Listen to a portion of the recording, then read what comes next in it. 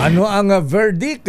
Guilty or not guilty? Eto Sister na, L. Lakay, dahil si Alice Guo, dating mayor ng Bamban, Tarlac, ay hinatulang guilty sa kasong qualified human trafficking. Ang detalye balita mo, RH52, Edniel Parosa. Edniel.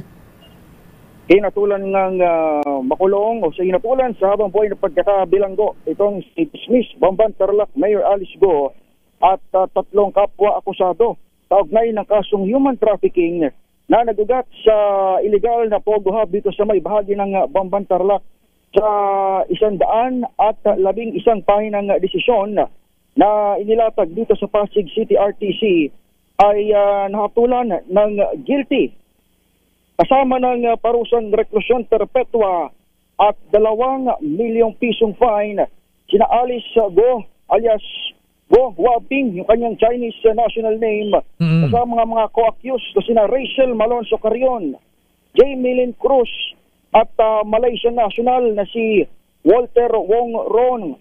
Kasama rin Lakay at Sister L dito sa desisyon ng Korte sa Pasig ang tuluyang pagporpit sa kumpanya ng Baofu.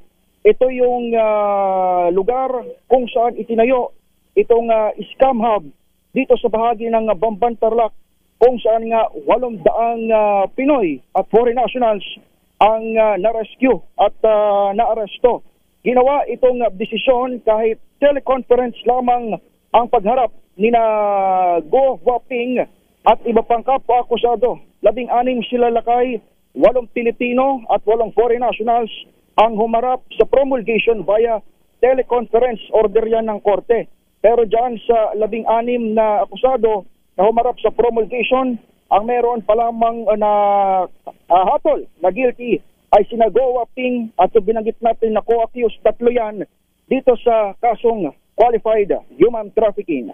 Ang tabayaran ng iba pang update mula rito sa Pasig City RTC Branch 167. Inantay pa natin ang paglabas ng mga opisyal ng pamahalaan at iba pang mga representante gaya ng legal counsel nito.